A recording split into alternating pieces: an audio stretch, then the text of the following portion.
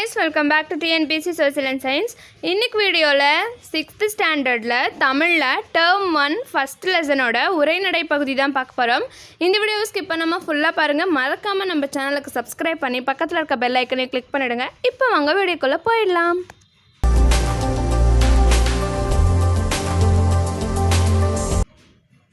So வளர்த்தமிழ் இது lesson 1 உரைநடை பகுதி.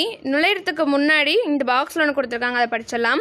மூத்த தமிழ் மொழி என்றும் இளமையானது, எளிமையானது, இனிமையானது மற்றும் வளமையானது. காலத்திற்கேற்ப தன்னை தகுதிப்படுத்தி கொள்வது, நினைக்கும் போதே நெஞ்சில் இனிப்பது, தம் வாழ்வை செழிக்க செய்வது, உலக செம்மொழிகளுள் ஒன்றாக விளங்கும் தமிழ் மொழியின் சிறப்புகளை அறியலாம் வாங்கள்.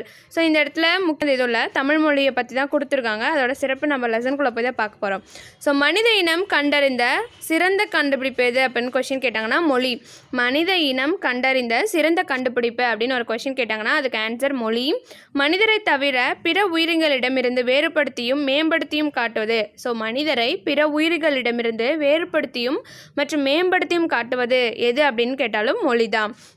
மொழி நாம் சிந்திக்க உதவுகிறது. நாம் சிந்திக்க உதவுவது மொழி. சிந்தித்ததை வெளிப்படுத்தவும் உதவுகிறது. ஸோ சிந்தித்ததை வெளிப்படுத்த உதவுவது மொழி. பிறர் கருத்தை நாம் அறிய உதவுவது மொழியே. ஸோ இதெல்லாமே ரொம்ப இம்பார்ட்டன்ட். மனிதனம் கண்டிருந்த மிகச்சிறந்த கண்டுபிடிப்பு மொழி. மனிதரை பிற உயிரினங்களிடமிருந்து வேறுபடுத்தி காட்டுவதும் மேம்படுத்தி காட்டுவது மொழி. நாம் சிந்திக்கவும் சிந்தித்ததை செயல்படுத்தவும் அதை வெளிப்படுத்தவும் பிறர் கருத்தை தெரிந்து கொள்ளவும் நமக்கு உதவுவதும் மொழிதான். உலகில் மொத்தம் 6000க்கும் மேற்பட்ட மொழிகள் இருக்குது அப்படின்னு சொல்லியிருக்காங்க. ஸோ உலகில் மொத்தம் 6000க்கும் மேற்பட்ட மொழிகள். இவற்றில் சில மொழிகள் மட்டும்தான் பேச்சு வடிவமும் எழுத்து வடிவமும் இரண்டையும் கொண்டிருக்கும். ஸோ இவற்றில் சில மொழிகள் மட்டும்தான் பேச்சு வடிவம் எழுத்து வடிவம் இரண்டையும் கொண்டிருக்கும் அப்படின்னு சொல்லியிருக்காங்க. உலக மொழிகள் பலவற்றினுள் இலக்கிய வளம் பெற்று திகழும் மொழிகள் மிகச் சிலவே.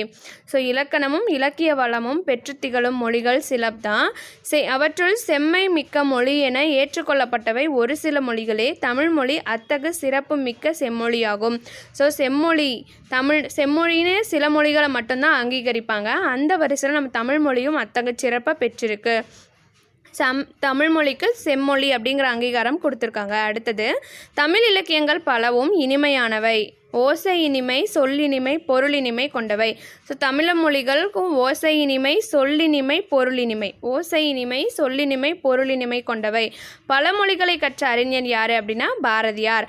பல மொழிகள் கற்ற அறிஞர் யார் அப்படின்னா பாரதியார். ஸோ இவர் என்ன சொல்லியிருக்காரு அப்படின்னா யாமறிந்த மொழிகளிலே. ஸோ அவர் பல மொழிகள் கற்றிருக்கார் இல்லையா, அதனால் யாமறிந்த மொழிகளிலே தமிழ் மொழி போல் இனிதாவது எங்கும் காணோம் அப்படின்னு சொல்லியிருக்காரு. ஸோ பல மொழிகள் கற்றறிந்த அறிஞர் யார்? பாரதியார். ஸோ அதனால் அவர் என்ன சொல்லியிருக்காரு அப்படின்னா யாமறிந்த மொழிகளிலே தமிழ் மொழி போல் இனிதாவது எங்கும் காணோம் அப்படின்னு சொல்லியிருக்காரு. ஸோ அடுத்தது, மூத்த மொழி என்று பிறந்தவள் என்று உணராத இயல்பினலாம் எங்கள் தாய். ஸோ இப்படி யார் சொல்லியிருக்காங்க அப்படின்னா பாரதியார் தான். ஸோ என்று பிறந்தவள் என்று உணராத இயல்பினலாம் எங்கள் தாய். ஸோ ஆமாம், எப்போ தமிழ்மொழி பிறந்துச்சு, எப்போலேருந்து தான் நூல்கள் எழுத ஆரம்பித்தாங்க, எது ஃபஸ்ட்டு நூலாக எழுதுனாங்க, இந்த மாதிரி எதுவுமே நமக்கு தெரியாது. ஸோ அதனால் பாரதியார் இதை எப்படி வர்ணிக்கிறார் அப்படின்னா என்று பிறந்தவள் என்று உணராத இயல்பினலாம் எங்கள் தாய் அப்படின்னு சொல்கிறார். சாலைகள் தோன்றிய பிறகுதான் சாலை விதிகள் தோன்றியிருக்கும். அதுபோலவே இலக்கியம் தோன்றிய பிறகே இலக்கண விதிகள் தோன்றியிருக்கும். ஸோ இலக்கியம் தோன்றிய பிறகு தான் இலக்கண விதிகள் தோன்றுமா. ஸோ அதில் தமிழில் கிடைத்த மிக தொன்மையான இலக்கண நூல் எது அப்படின்னு கேட்டால் தொல்காப்பியம். தொல்காப்பியம் தமிழில் நமக்கு கிடைத்துள்ள மிக பழமையான நூல். ஸோ ரொம்ப பழமையான நூல் எதுனா தொல்காப்பியர் எழுதிய தொல்காப்பியம். இது ஒரு இலக்கண நூல். தொல்காப்பியர் எழுதிய தொல்காப்பியம் இது ஒரு இலக்கண நூல். அப்படி என்றால் அதற்கு முன்னதாகவே தமிழில் இலக்கிய நூல்கள் இருந்திருக்கும். ஸோ இலக்கண நூலே ரொம்ப பழமையானது அப்படின்னா இலக்கியம் எப்போ தோன்றியிருக்கும் அப்படின்னு சொல்கிறாங்க. ஸோ ரொம்ப தொன்மையானது நம்ம தமிழ் அப்படின்னு சொல்கிறாங்க. ஸோ இதிலிருந்து தமிழ் மிகவும் தொன்மையான மூத்த மொழி என்பதை உணரலாம். ஸோ எளிய மொழி. தமிழ் மொழி பேசவும் படிக்கவும் எழுதவும் உகந்த மொழி. ஸோ பேசவும் படிக்கவும் எழுதவும் உகந்த மொழி. உயிர்மெய்யும் இணைவதால் தோன்றுபவை உயிர்மெய் ஒலிகள். ஸோ உயிர்மெய்யும் இணைவதால் தோன்றும் மொழிகள் என உயிர்மெய் ஒலிகள். உயிர்மெய்யும் தோன்றுவதால் தோன்றுவது உயிர்மெய் ஒலிகள். உயிரெழுத்துக்கள் மெய்யெழுத்துக்கள் ஆகியவற்றின் ஒலிப்பு முறைகளை அறிந்து கொண்டால் உயிர்மெய் எழுத்துக்களை எளிதில் ஒலிக்கலாம். ஸோ நமக்கு இதெல்லாம் தெரியும், நம்ம தமிழ் தான் படிக்கிறோம்னு நமக்கு தெரியும். ஸோ ஆ ப்ளஸ் மூ ப்ளஸ் து அமுது அப்படின்னு நம்ம அழகாகவே படிப்போம். தமிழ் மொழியை எழுத்தும் முறையை மிகவும் எளிது. ஸோ தமிழ் மொழி எழுதும் முறையும் மிகவும் எளிதுதான்.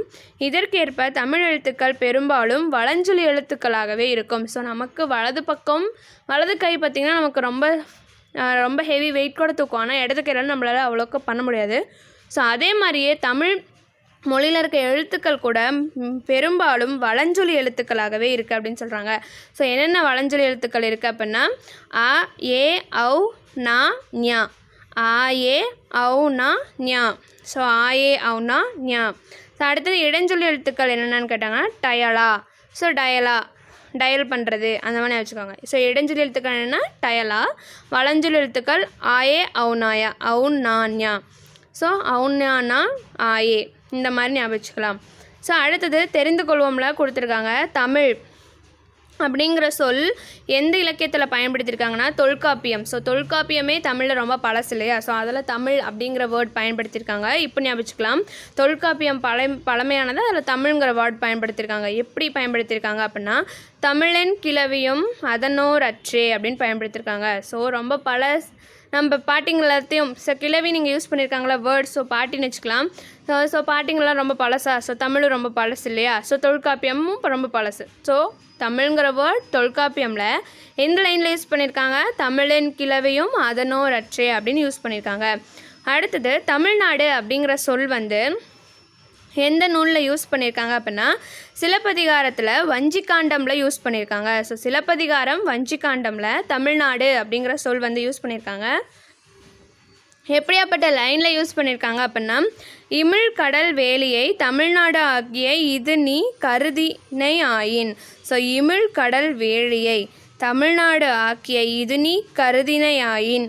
ஸோ இது எப்படி ஞாபகம் வச்சுக்கிறது? இமிழ் கடல் வேலி. ஸோ வேலி சிலப்பதிகாரத்தில் தான் சிலம்புலாம் வரும் இல்லையா? ஸோ சிலம்புக்கு கணக்கிக்கு வேலி கட்டினாங்கன்னு ஞாபகம் வச்சுக்கலாம். ஸோ சிலப்பதிகாரத்தில் வஞ்சிக்காண்டத்தில் தான் இமிழ் கடல் வேலியை தமிழ்நாடு ஆக்கிய இது நீ கருதினை ஆயின் அப்படிங்கிற லைனில் தமிழ்நாடு அப்படிங்கிற சொல் யூஸ் பண்ணியிருக்காங்க. அடுத்து தமிழன் அப்படிங்கிற சொல் எதில் யூஸ் பண்ணியிருக்காங்கன்னா அப்பர் தேவாரம் அப்படிங்கிறத யூஸ் பண்ணியிருக்காங்க. நம்மளாம் யார்? தமிழருங்க தானே. ஸோ நம்ம அப்பாங்களும் தமிழன் தானே. ஸோ அப்பர் தேவாரம் அதெல்லாம் யூஸ் பண்ணியிருக்காங்க, ஞாபகம் வச்சுக்கலாம்.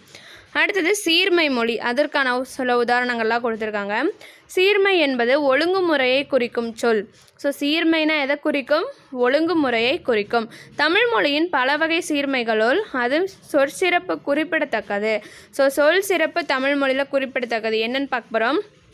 ஸோ உயர்திணை. உயர்ந்தக்கு ஆப்போசிட் என்ன? உயர்ந்தக்கு எதிர்ச்சொல் தாழ்ந்த. ஸோ உயர்ந்தக்கு எதிர்ச்சொல் தாழ்ந்த. அப்போ உயர்திணைக்கு எதிர்ச்சொல் தாழ்த்திணைன்னு வரணும். ஆனால் நம்ம அக்ரிணைன்னு தான் சொல்வோம். இது நம்ம சின்ன வயசுலேருந்து தான் படிச்சிருக்கோம். ஆனால் ஏன் படிக்கிறோம் அக்ரிணைன்னு நமக்கும் தெரியாது. ஆனால் நம்ம சொல்லிடுவோம். உயர்திணைக்கு ஆப்போசிட் கேட்டால் அக்ரிணைன்னு சொல்லிடுவோம். ஆனால் அக்ரிணைக்கு என்ன மீனிங் அப்படின்னா ஸோ ஒரு சொல்லை நம்ம சொல்லும்போது கூட அடுத்தவங்கள புண்படுத்தாமல் சொல்லணும் அப்படிங்கிற ஒரு பாங்கு தமிழ் மொழிக்கு தான் இருக்குது அப்படின்னு சொல்கிறாங்க. உயர்திணை அப்படின்னா உயர்ந்த திணை அப்படின்னு அர்த்தம். ஸோ அக்ரிணை அப்படின்னா உயர்வு இல்லாத திணை அப்படின்னு அர்த்தமா. ஸோ உயர்வு இல்லாத அப்படிங்கிறதுல அந்த உயர்வை நீக்கிட்டு அல்லாத திணை அப்படின்னு சொல்லியிருக்காங்க. ஸோ கூட்டல் திணை தான் உயர்வு அல்லாத திணை அப்படின்னு போய் அக்ரிணை அப்படின்னு நம்ம முன்னோர்கள் சொல்லியிருக்காங்க. ஸோ சொல்லும்போது கூட அடுத்தவங்கள மனசு கஷ்டப்படாமல் சொல்லணுமா. ஸோ இவன் உயர்ந்தவன் இவன் தாழ்ந்தவன் அப்படின்னு சொல்கிறதுக்கு பதிலாக நீங்கள் உயர்ந்தவங்க, நீங்கள் உயர்வு இல்லாதவங்க. ஸோ இப்படி சொன்னால் நம்மளுக்கு ஒன்றும் பெருசாக தெரிஞ்சுக்காது இல்லையா? ஸோ அந்த மாதிரி யோசித்து சீர்மையாக கொண்டு வந்திருக்காங்க. இதுதான் தமிழில் சீர்மை என்பது ஒழுங்குமுறையை குறிக்கும் சொல். அடுத்தவங்க மனசு கஷ்டப்படாமல் சொல்லியிருக்காங்க. ஸோ பாகற்காய்க்கு பாகற்காய் ஏன் அப்படின்னு பேர் வந்துச்சுன்னா பாகற்காய் மிகவும் கசக்குமா. ஸோ அதனால் கசப்பை மென்ஷன் எங்கேயுமே பண்ணலை. பாகு கூட்டல் அல் கூட்டல் காய். ஸோ பாகுனா நம்மளுக்கு தெரியும் சக்கரை பாகு, பாகு. அல்னா இல்லை அப்படின்னு அர்த்தமா. ஸோ பாகு கூட்டல் அல் கூட்டல் காய், பாகு அல்லாத காய், அதாவது இனிப்பு இல்லாத காய். அப்போ நான் ஆட்டோமேட்டிக்காக நம்ம மனசு கசப்பாக இருக்கும் போல் அப்படின்னு நம்ம போயிடும். ஸோ பாகற்காய்க்கு இதான் மீனிங். பாகு அல்லாத காய் தான் பாகற்காய். ஸோ இவ்வாறு பெயரிடுவதிலும் தீர்மை மிக்கது தமிழ்மொழி. ஸோ இந்த மாதிரி பெயரெல்லாம் நம்ம முன்னோர்கள் தான் வச்சுருக்காங்க. ஸோ இவ்வளோ அர்த்தமாக வச்சுருந்துருக்காங்க. அதற்கான உதாரணங்கள்லாம் கொடுத்துருக்காங்க. எப்படின்னா, தமிழ் வளமை மிக்க மொழி, தொல்காப்பியம், நன்னூல் உள்ளிட்ட இலக்கண நூல்கள் மிகுந்த மொழி. ஸோ நன்னூலும் இலக்கண நூல், தொல்காப்பியமும் இலக்கண நூல், எட்டுத்தொகை 10 பாட்டு இவையெல்லாம் இலக்கியங்கள். எட்டுத்தொகை 10 பாட்டெல்லாம் இலக்கியங்கள். திருக்குறள், நாலடியார்லாம் அறநூல்கள், அது நல்ல விஷயங்களை சொல்லும். அடுத்து சிலப்பதிகாரம், மணிமேகலை எல்லாம் காப்பியங்கள். ஸோ இந்த மாதிரி இலக்கிய வளங்கள் மிக்க மொழி தான் நம்ம தாய்மொழி. அடுத்தது தமிழில் சொல்வளமும் இருக்குது. சொல்வளம் நல்லா சொல்லலாம். என்ன அப்படின்னா, ஒரு பொருள் பல நிலைகளுக்கு வெவ்வேறு பெயர் சூட்டுவது தமிழ் மொழியின் சிறப்பாகும்.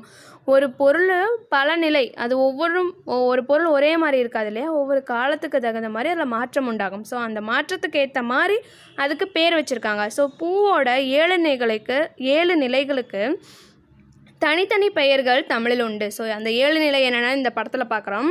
ஸோ அரும்பு, ஒரு பூ முளைக்கும் போது அது அரும்பு அப்படின்னு சொல்லியிருக்காங்க. அது சின்னதாக வெளியே எந்திரிச்சு எட்டி பார்க்குறப்ப அதை மொட்டு அப்படின்னு சொல்லியிருக்காங்க. மொட்டு லேசாக விரிகிறப்ப முகை, அது வானத்தை பார்க்க வருதில் கொஞ்சம் சிரிக்குது, அப்போ முகைக்குது அப்படின்னு வச்சுருக்காங்க. அடுத்தது மலருது. அந்த முகை சிரிப்பு நல்லா சிரிக்கிறாங்க. குழந்தையும் இதையும் கம்பேர் பண்ணிட்டே வாங்க, உங்களுக்கு புரிஞ்சிடும். ஸோ குழந்தை நல்லா சிரிக்குது, அப்போ மலர்ந்த மாதிரி சிரிக்குது, அப்போ மலருது. ஸோ அலர் அப்படின்னா அது குழந்தை சிரிக்க ஆரம்பிச்சுன்னா என்ன பண்ணும், பொழுதுனிக்கும் சிரிக்கும், அப்புறம் அழுவும் இல்லையா. ஸோ அலர். அடுத்தது வீணா அதுக்கு எல்லா வகையான உணர்வுகளும் தெரிய ஆரம்பிக்கும் குழந்தைக்கு. ஸோ நாம் சோகமாக இருந்தால் குழந்தையும் சோகமாக இருக்கும். ஸோ அதுதான் வீ. அடுத்தது செம்மல்னா குழந்தை தெளிஞ்சு பேசுகிறது தான். செப்புறது, செம்மல்னா பேசுகிறது. ஸோ இது பூ கூட நாம் குழந்தை கூட கம்பேர் பண்ணால் நமக்கு ஈஸியாக ஞாபகம் இருக்கும். ஸோ அரும்பு, மொட்டு, முகை, மலர், அலர், வீ, செம்மல். ஸோ இதை எப்படி குழந்தை கூட கம்பேர் பண்ணி படித்தா ஈஸியாக படிச்சிடலாம். ஸோ அடுத்தது என்னென்னா, மா அப்படிங்கிற ஒரு சொல், அந்த ஒரு சொல்லை எது கூடலாம் கம்பேர் பண்ணலாம், எதெல்லாம் மா அப்படின்னு சொன்னோன்னா, மரம், விலங்கு, பெரிய, திருமகள், அழகு, அறிவு, அளவு, அலைத்தல், துகள், மேன்மை, வயல், வண்டு, இது எல்லாத்தையும் மா அப்படின்னு நம்ம சொல்லலாமா. ஸோ மான்னு எதெல்லாம் சொல்லலாம், மரம், விலங்கு, பெரிய, திருமகள், அழகு, அறிவு, அளவு, அழைத்தல், துகள், மேன்மை, வயல், வண்டு, இது எல்லாத்தையும் நம்ம மான்னு சொல்லலாமா. அடுத்தது வளர்த்தமிழுக்கு எப்படி ஓமை கூட்டுறாங்க அப்படின்னா, தமிழுக்கு முத்தமிழ் எனும் சிறப்புண்டு. இயல் தமிழ் எண்ணத்தை வெளிப்படுத்தும். ஸோ நம்ம எண்ணத்தை வெளிப்படுத்துறதுக்கு நாம் இயல் தமிழ் யூஸ் பண்ணலாம். மகிழ்விக்கிறதுக்கு இசைத்தமிழ், உணர்வுகளில் கலந்து வாழ்பவை நாடகத்தமிழ். ஸோ இதை நம்ம ஈஸியாக படிச்சிடலாம். எண்ணத்தை வெளிப்படுத்துவது இயல் தமிழ், மகிழ்விக்குவது இசைத்தமிழ், நம்மளுக்கு கலந்து உணர்வை ஊட்டுவது நாடகத்தமிழ். அதே மாதிரி தமிழில் காலந்தோறும் பல வகையான இலக்கிய வடிவங்கள் இருக்குது, புதிதாக உருவாகுது. என்னென்ன அப்படின்னா, இப்போ புது கவிதைகள், கவிதை, செய்யுள், கட்டுரை, புதினம், சிறுகதை, இந்த மாதிரிலாம் நாமளே நிறைய பண்ணிகிட்ருக்கோம். அது மட்டும் இல்லாமல் தற்போது அறிவியல் தமிழ், கணினி தமிழ்லாம் இருக்கா. ஸோ அதனால் பார்க்க போகிறோம். அதுக்கு முன்னாடி இங்கே பாக்ஸ் ஒன்று கொடுத்துருக்காங்க. ஸோ எதெல்லாம் நம்ம தாவர இலைப்பெயர்களாக சொல்லுவோம் அப்படின்னா, ஆளிலை, இது எல்லாத்துக்குமே பார்த்திங்கன்னா இங்கிலீஷில் ஒரே நேம் தான் இருக்கும், ஆனால் தமிழில் இவ்வளோ நேம்ஸ் இருக்குது அப்படின்னு சொல்லியிருக்காங்க. ஆளிலை, அரச இலை, மா இலை, பலா இலை, வாழை இலை. ஓகேவா. அகத்திக்கீரை, பசலக்கீரை, முருங்கைக்கீரை. ஸோ இந்த மாதிரி கீரையை சொல்லலாம். அருங்கம்புல், கோரப்புல், இதெல்லாம் நாம்ள ஈஸியாக பேசுகிறது. நெல்தாள், வரகுத்தாள், இந்த மாதிரி பேசுவோம். மல்லித்தலை தாங்க அப்படி சொல்லுவோம். சப்பாத்தி கள்ளியை மடல்னு சொல்லுவாங்களாம், அதோட இலை பேரை தாழை மடல் நம்ம கேள்விப்பட்டிருக்கோம். கரும்பு தொகை, நாணல் தொகை, அடுத்து பனவோலை, தென்னை ஓலை, கமுகு, கூந்தல். ஸோ இது எல்லாமே இலைகளுக்கு உண்டான பெயர். அடுத்தது புதுமை மொழி. இன்றைய அறிவியல் தொழில்நுட்ப வளர்ச்சிக்கு ஏற்ப தமிழில் புதிய புதிய கலைச்சொற்கள் உருவாகுதாம். ஸோ இன்டர்நெட், ஃபேஸ்புக்கு முகநூல், புலனம், குரல் தேடல், தேடுபொறி, செயலி, தொடுதிரை, அப்புறம் செய்தித்தாள், தொலைக்காட்சி இவற்றை எல்லாத்துலேயும் நம்ம இதோட தமிழ் பேர்லாம் இது நம்ம தெரிஞ்சிருக்கோம். அடுத்தது உலகில் எழுத்து வடிவம் பெறாத மொழிகள் பல உள்ளன. இந்நிலையில் தமிழ் வரி வடிவ எழுத்துக்கள் அறிவியல் தொழில்நுட்ப நோக்கில் உருவாக்கப்பட்டவை. ஸோ தமிழ் எப்படி அறிவியல் நோக்கில் அந்த வரி வடிவத்தை பார்க்குறாங்க அப்படின்னா, மொழியை கணினியில் பயன்படுத்த வேண்டும் என்றால் அந்த மொழி எண்ணின் அடிப்படையாக வைக்க வேண்டும். ஸோ எப்பயுமே கம்ப்யூட்டர்ஸில் 0, 1 தானே அக்செப்ட் பண்ணும். ஸோ அப்போ பழசில் இப்போ நியூமரிக்ஸ் மட்டும் தான் அக்செப்ட் பண்ணுமா. ஸோ அதில் ஒரு மொழியை நம்ம இன்சர்ட் பண்ணணும் அப்படின்னா அந்த மொழி எப்படி இருக்கணுமா, எண் வடிவத்தில் இருக்கணுமா, எண்ணின் அடிப்படையில் அதோட டிசைன் இருக்கணுமா.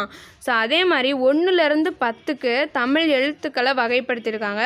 ஸோ தமிழ் மொழி கணினி மொழிக்கும் மிக நுட்பமான ஏற்ற வடிவத்தில் நம்ம முன்னோர்கள் வடிச்சிருக்காங்க அப்படின்னு சொல்கிறாங்க. ஸோ இதுதான் தமிழ் எண்கள். இது நம்ம மனப்பாடம் பண்ணிக்கலாம்.